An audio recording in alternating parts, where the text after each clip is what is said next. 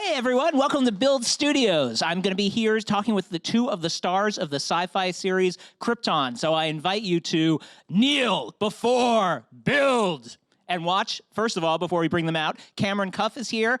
Colin Salmon is here. The second season of Krypton premieres on Syfy on June 12th at 10 p.m. And you can also stream season 1 on DC Universe. Before we bring them out, let us watch a clip from season 2. Great. Welcome, guys. Let's give a big hand to Cameron and Colin. We have our own father-son duo right here. Yeah, Cameron Seg-El and, yep, Colin Dru-Zod. Usually we think of the reverse, but not in this case. That's one of the fun wrinkles of No, this is I'm very proud of him, man. Always good to get father-son. Exactly, right. Now, we're going to jump into what we just saw in a minute. This is a very, very cool tease from season 2. But I want to rewind the clock to the end of season 1 because the show ended in a very cool place that I think a lot of people weren't expecting, which is Seg-El, Superman's grandson, or grandfather, excuse me, consigned to the Phantom Zone. Dru-Zod about to take over the universe, basically. Like it's a it's a Planet of the Apes ending in a way. Like suddenly the villain is going to conquer everything. So let's go to that table read when you read that final episode for season 1. Cameron, what were your reaction when you saw what Seg-El's fate was? I was so thrilled. The thing is, we were so committed to delivering a show that was going to be what it wasn't going to be what people expected, and we really committed to the idea that this is a new timeline, that Zod has won, Zod saved Krypton, and the ending for Seg, him ending up in the Phantom Zone, him choosing that sacrifice, to sacrifice himself for the good of Krypton, was a wonderful way to finish his arc for season 1, because he finally understands that being a hero isn't about the symbol you wear on your chest, it's not about your family or your name, it's about everyone else, it's not about you at all. And he finally understands who he is and his part in all this as he goes into the Phantom Zone, and that's a thread that continues through season 2. Colin, how about yourself when you saw how things were ending in season 1? Well, I was very excited to get to say, kneel before Zod. I was going to say, yes. That's the only reason I took the job. But more importantly, the way the season built and the way the characters were going on a journey, and especially for Seg, because I think Seg is the soul of the piece, and his ability to understand and be fair and be just. I will learn from my father sometime, but not just yet. I've got some badness to be. But it was really, really exciting to watch the way all the scripts sort of dropped through the door. We have a WhatsApp group that we all sort of go, oh my God. Every time a script came in, it's like, have you read it? Have you read it? And then we would start talking about it. Someone else would sort of pop in and say, don't spoil anything about it. Yeah, can't talk about it. But it's everybody reads it within 24 hours of each other, and I've been on a few shows where that doesn't happen. This is one of those good ones. Right, exactly. Everyone wants to know what's coming up. They're always surprised. Well, I have to geek out some more about the kneel before Zod moment, because that is such a classic. That's what you want when you're Zod, is to be able to say those lines. So you see that on the page. Do you think, okay, I have to outdo Terrence Stamp at this? How do you sort of prepare to deliver those immortal words? Well, I think for me, the arc was in the season, you know, and you saw my eyes at that point. I said it. I'd been hiding that element of what I call the sort of this overlord, overdone, overbearing beast of a man, and you just get a brief glimpse of him. And now in season 2, he arrives, and he's there full force now. So we've unleashed the beast. It's good. How many takes do you remember of doing of the kneel before Zod moment? Oh, well, it was quite theatrical, actually, because we did it in the big scene at the end, and there were people out there, and everybody's hanging on your last word, and you've got 200 extras, 4 camera setups, and action. And this is the bit when people say, what do you do for a living? It's like, I take penalties for a living. It's like, you know, you come in, we take penalties for a living. You come in and everybody's ready, and you better be ready. Right. And we were ready. Yeah. You definitely were. Oh, mate, we're always ready. I was going to say, Cameron, were you on set that day when he did the kneel before Zod moment? I unfortunately was not present for that, but I saw that in the script, and I thought, it's a tough job, because how do you, it's one of the most famous lines in history. How do you not say that line like it's one of the most famous lines in history? And speaking as a fan just of Superman in general, I think Colin's done an amazing job, and he is my Zod forever. He's made the role his own. See, your father, there's a little fatherly love. Even if he wasn't there on the day, he at least gives you some No, he was love there. It was a bit like my real father. See, when you're absent, you need to make, you need to... Oh, yeah, I'll be there. We're getting emotional now. All right. Yeah, I'm so proud of you from afar. You've done it in remote. Yeah, brilliant. Yeah. Good job, son. You're in the show? I never really saw that before, but now I'm starting to see echoes, That's why I'm Maybe Seg was a bad dad. Yeah. I think this is all fodder. Good fodder for season 3. Let's keep it going. We're gonna really explore this. I'm gonna feed it into the character. Freud would have something to say about this. Well, let's jump into season 2 now. It picks up 6 months later after the events of the finale. We see Zod firmly in control of Krypton, making his plans for its next. What's interesting, Colin, about like what Zod's talking about, a lot of times sort of autocrats who shall remain nameless, tyrants in training, like to talk about a vanished past, returning to something that's gone. Zod is very focused on the future. His slogan is "Make a better tomorrow." Essentially, that's what he's saying. So I think that's an interesting distinction between the kind of leaders sometimes we talk about in terms of what they're aspiring to be. Is that something that jumped out at you, his idea of like creating a better tomorrow rather than recapturing something? Well, I think that's really interesting you make that point, because he literally has seen the future. He's come back. He knows what the weaknesses are. He knows where the weak points are. So we know we can take the universe. What's really interesting for me is meeting this guy, and is my way the only way? Maybe not, but right now I'm not even entertaining that idea. We've got the rankless up, but they are now soldiers and builders, and who knows what will happen to them. We've all seen that before with an autocrat. So yeah, we're in a dark place, but it's very beautiful. It's very stylish and very. The irony of it all is one of the nicknames for Superman is the Man of Tomorrow. Right. And in our show, the Man of Tomorrow is General Zod. Yeah. In a lot of ways, it is a General Zod origin story. He becomes the man we meet yeah. in the Superman series later on. So how did you want to pace out his evolution? How conscious are you of what Zod was in Man of Steel or Superman 2 and building to that place, where the Zod we know? Well, I think one of the things that really excited me was seeing Zod on Earth, seeing him under that yellow sun. And I think with that knowledge, as the man I am now, I know I can take the place. I can take anywhere I want. I can do anything I want. I've got that knowledge. And I'm really interested to see what happens with Seg coming out of the Phantom Zone, because that's like, to me, like going to your finishing school for the Dark Angels. You know, once you've been in there, you come out in a different place. So I think when I watched Cameron's performance this year, I saw a wisdom and a darkness and an edge that comes. You can't not have that once you've been in the Phantom Zone. And I've mastered the Phantom Zone. So I'm really interested to see your development, Dad. And I know it's urgent, because I know the clock's ticking. I genuinely know the clock's ticking. So I have this overriding feeling where people say, you're a good guy or a bad guy. I say, I'm a bad guy who does good things sometimes, and a good guy does bad things. But the point I try to point out is, if I kill people because they don't agree with me, I'm a bad guy. Let's just clarify that, right? If anybody's out there having a moral dilemma, does anyone have a really different quite take on that? straightforward. Right. You know. Any Zod truthers out there want to be? Yeah, because you can justify your behavior as a dictator. Right. But when you kill people because they don't agree with your argument, you're on the wrong side. And that's the thing I've been hanging on to, really. It's really important for me as a man and as an actor and as a father to remember that. But you can feel for him. Yeah. But then the devil's a terror. You know what I mean? Well, Cameron, let's talk to you. Seg has been stuck in the Phantom Zone, as we said. We get to get a glimpse inside what he's been going through in there. It's a very cool sequence where we see what the Phantom Zone looks like for him. Yeah. Well, the cool thing is, as we said, he has that moment, that revelation. He understands who he is. He understands what it is to be a hero, and he has that moment of real self-awareness and connection with his destiny, really. But then he goes into the Phantom Zone, which is this hellish place. And yes, it's 6 months for everyone else, but the Phantom Zone is a place outside of time and space. And there was this brilliant direction in the script when we first see Seg in the Phantom Zone, which just says, Seg goes back and forth from feeling like he just got here to he's always been here. And he's losing all sense of self. He's lost all sense of time. But the Seg that comes out of the Phantom Zone is a man. He went in there as a boy, and he comes out with more understanding of his place in all of this, and that was a joy to play. It's a trial for him, and in many ways, Seg's arc this season is a lot like the Odyssey. It's about him coming home. Right. Well, and as we saw in the clip there, you come out of the Phantom Zone with some extra power this time around there, which makes you more like your grandson. You get to have some super strength and super powers that we haven't seen before. Was that fun for you? Oh, it was such a joy. The thing is, we did all the hard work of introducing the characters and the world of it in season 1, but one of the things we really wanted to bring to the show in season 2 was just have more fun, because we loved making it in season 1, and this time I think we really wanted to embrace that this is a comic book TV show. This is a world in which incredible things happen. But I don't want to spoil too much, but the way that Seg's powers manifest have to do with his relationship with another villain, shall we say. Right, right. And here we get to see you tango with the main man, Lobo, who The main I think man. fans have been wanting to see for a while. Yeah, That first scene time in shit live everywhere. action. Yeah, right, Yeah, it's about time.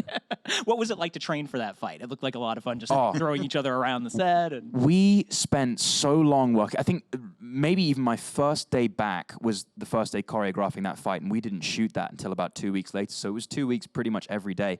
And I met Emmett, and we sort of bonded over that fight scene because pretty much every frame of it is us. And it was so much fun to do, and I got to work with different fighting styles, and it was immensely physical. But Emmett brings so much to the role, and he brings 110% every day. So you kind of have to keep up with him. Yeah. watching your father fight there, are you like, when do I get to take off the gloves? And No, I do a little take- more. oh, right. Some, but yeah. But then, and I know Emmett, and I've worked with Emmett in the past, and Emmett was one of the guys who got me going back to the gym. He's that infectious. But to watch that scene now and to see it, I know that's it's magic. It's like ballet. It's fantastic. See him on his backside is even funnier. Actually, it's good. Yeah. Violent, terrible ballet. There we go. Exactly. Violent. That's right. Exactly. Just the ballet we love, darling. That sounds great, actually. Dru-Zod gets to spend some time with his half-brother this season, too, in the form of Corvex, Seg's other son. So, and there's a lot of theories about who Corvex might turn out to be. Can you tease anything about how his relationship with that infant develops over the course of the season? Well, as with all things Dru-Zod, it's all about family. I mean, he wants to connect with all his family, with his father, his mother, the baby mother of Corvex. That's a good way of putting it. But ultimately, the door is always open to family members. But yeah, he has a way with the babies. And when we were filming it, I've got 4 children myself. So you get some amazing moments where you have this incredibly dark character cooing with the baby. It's fun. Yeah. And it worked.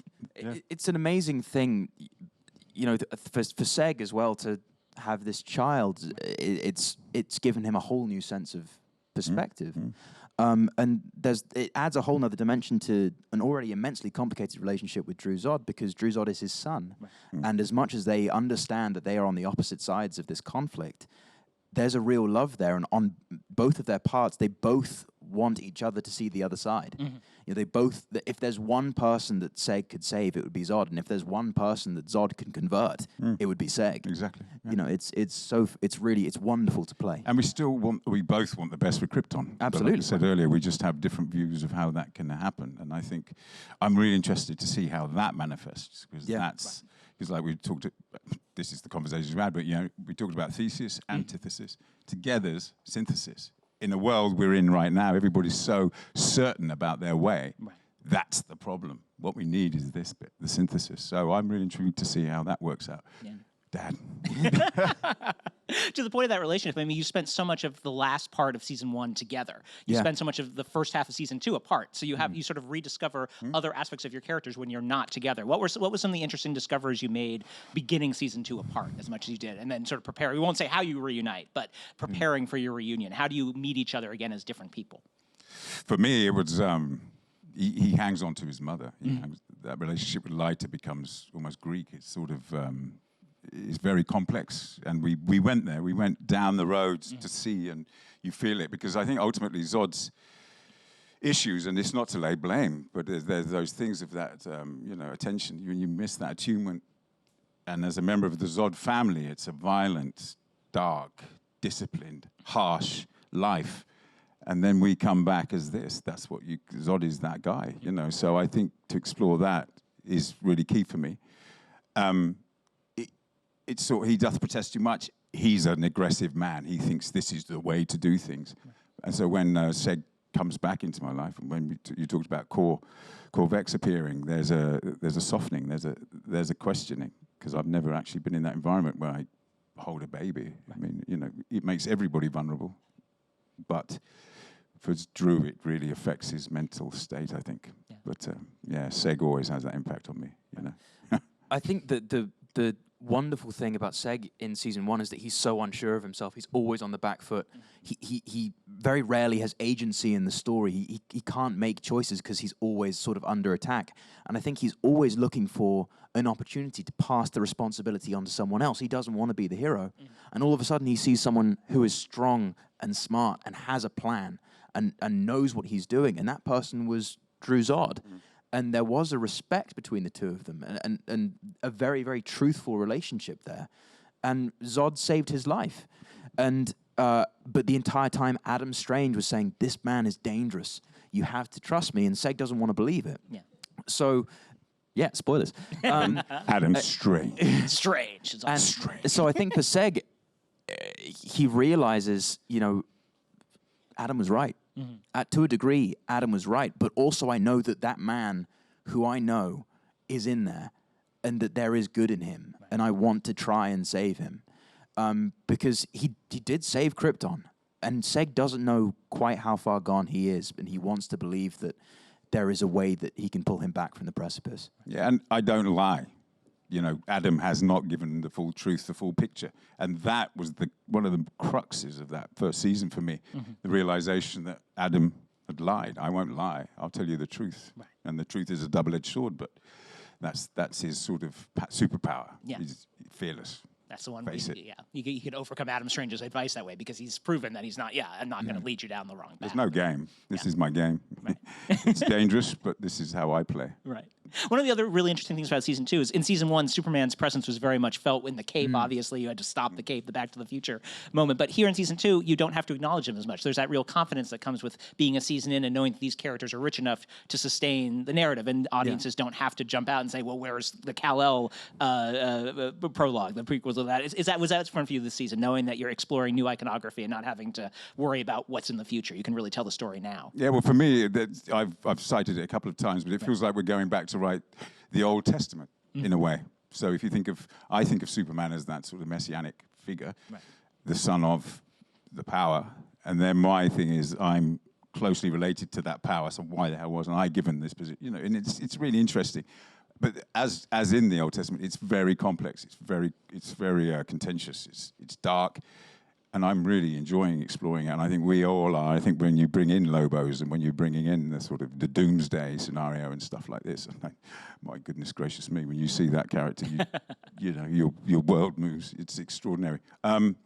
Yeah, we have to explore this because I think the genre itself it deserves it. Right. You know what I mean? It almost deserves us to go back further because a bit like, when you look at the Aeneas, the Aeneid, and look at Virgil's reading of that myth you mentioned earlier, it's sort of in that myth where you get the whole story and you discover Dido, you discover the underworld, which affects Dante. So I just think, I don't see this as any different to that, actually. And I'm going to be that bold, and anybody listening or doing the classics at university, bring it on. I don't Watch Krypton instead. Yeah. This is all you need. Same thing. But, It very much is mythology. Right. Comic books are modern mythology. Yes, absolutely. And I think the thing is, we love this story, and as we say, we've done the work in season 1, and in season 2, this is the story I've always wanted to tell with these characters, with this story. This is our timeline. Things will be different.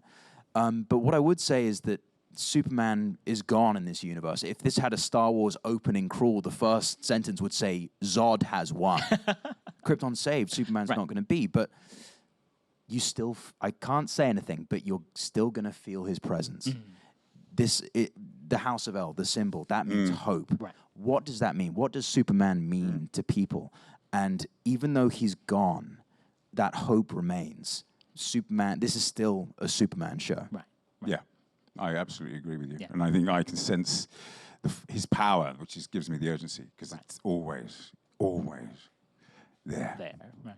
Cameron, who do you see when you think of, or who does Seg in your mind? Who do you see when you think of Superman? When you imagine what his face looks like, do you see Christopher Reeve in your head? Do you see the comic book image?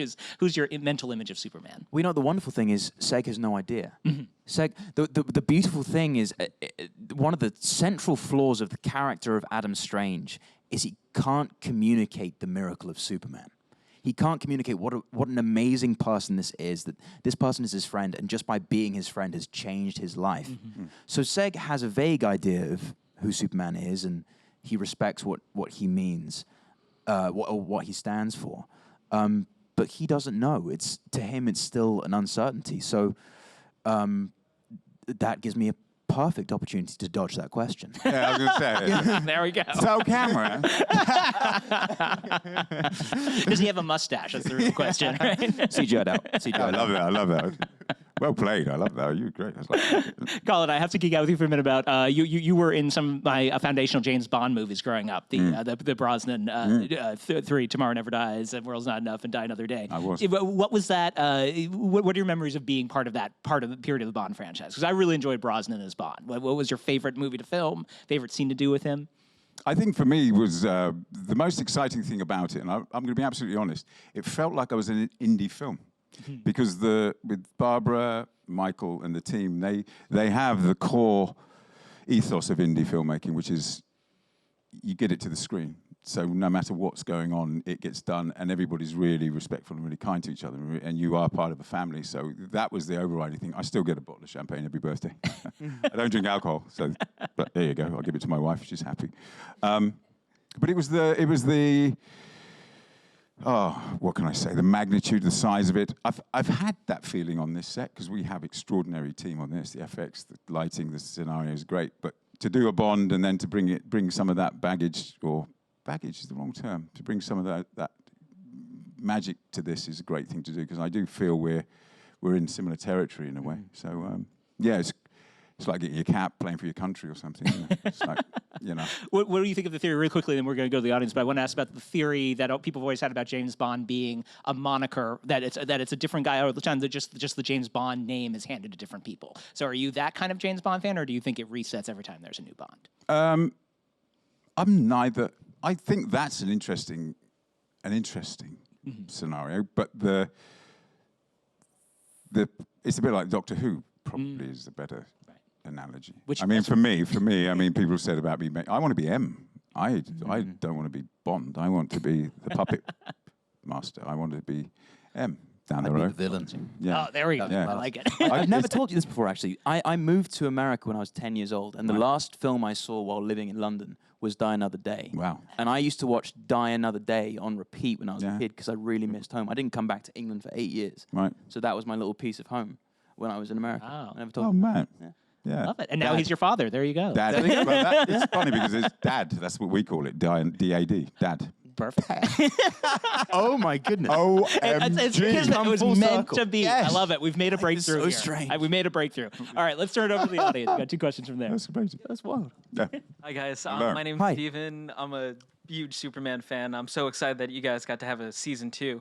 Do you feel with the season 2 there's more of a responsibility to the mythology, to the grander mythology of the DC universe, or do you think it's like, like the chains are off and it's complete freedom to really just develop like these characters as you see fit, as the creators see fit? I think the thing is, there's a way to tell a story and acknowledge the wonderful history of that story, but also make it your own. And I think that's what our show is all about. It's about taking this wonderful mythology and really playing with it. And in season 2, we've confirmed the fact that this is our timeline. So it gives us a real opportunity to take ownership of that. I can't reveal too much, but you're going to see some really, really cool stuff that is certainly comes straight from the comic books. Lobo, Doomsday, all that sort of stuff, Brainiac. We love the comic books. This is a show that really draws that mythology and completely takes ownership of that mythology. And we absolutely feel that responsibility. But in a way, season 2 gave us an opportunity to play with it more, which was great. Yeah, and we need to thank you guys because the support you gave us. We've been able to really go down that road as well. So when you see the Krypton, you'll see echoes of Superman past, shall we say, in the city, in the actual architecture and the design. So it's not just in our characters; it's being done in so many different ways. So yeah, we are really respecting the mythology and the legend of what's that man's name? Richard Donner? Superman. Oh, Christopher Reeve. Can't say it. Kal-El. It doesn't exist. Yeah, you can't mention it. Come on. I can't speak. He who shall not be named. But yeah. And second question? Hi, we have a question from our website, buildseries.com. What was your favorite part about shooting in Belfast? Oh, gosh. Belfast is amazing. I couldn't speak highly enough of Belfast. I lived in Dublin for 3 years. I trained in Dublin. And one of my best friends was an actor from Belfast, and I used to spend a lot of time up there. So no one was happier than I when I heard we were filming in Belfast. It felt like coming home. And for us, Belfast is home. Yeah. My wife's from Belfast, so I've been going there for 32 years. And to see the change, see how it's changed, become more diverse. And there's a site I want to open called Eat Belfast, because they have more Michelin-star restaurants than any other city I know. And they're all affordable because of the cost of living there is not so high. So if you want to go somewhere and have a really, really opulent time of good food, it's a great place to go. It really is. I can't speak highly enough of Belfast and our family there. We have the most wonderful crew, and it's a brilliant place to be. Oh, we could go on. It's check the history of the place, because there's a reason they're making films there. They have skill sets in Belfast because of their shipbuilding, which absolutely fits, has the synergy with our business. So yeah, we're having fun. I hate Belfast. I was going to say, I miss home. Let's go. Yeah, I'm sort of no. God, it's also the home of Westeros, so maybe we can do a Krypton Westeros crossover. You know, it was funny because the last season was filming at the same time as our first season. And look, Game of Thrones is the best season in TV. It's the best show in TV history. I think it's overrated, personally. We were the more comfortable job because they were doing night shoots in the mud, in the cold, in the rain. We have a nice cozy studio. It's dry. It's warm. We got a lot of crew off of the Game of Thrones. All the essays, all the supporting artists want to be on our show because they don't have to lie in a puddle for 8 hours at night. Because that's what they're doing in Westeros, wherever that is. No one said show business was glamorous. Exactly. There you go. And so I would never let the Iron Throne get burned. He'd just be like, I'm taking this throne with me. So we know. Neil. Neil, bring the throne. Oh, who's Neil? Anyway, who's this guy, Neil? Before Zod. I'm first. But yeah. Excellent. Well, thanks so much, guys, for joining us today. Thanks to Cameron Cuffe and Colin Salmon. Krypton premieres June 12th at 10 p.m. on Syfy, and you can stream the first season on DC Universe before that premieres. Thanks a lot again, guys. Give them a round of applause. Send them out, father and son. Thank you so much.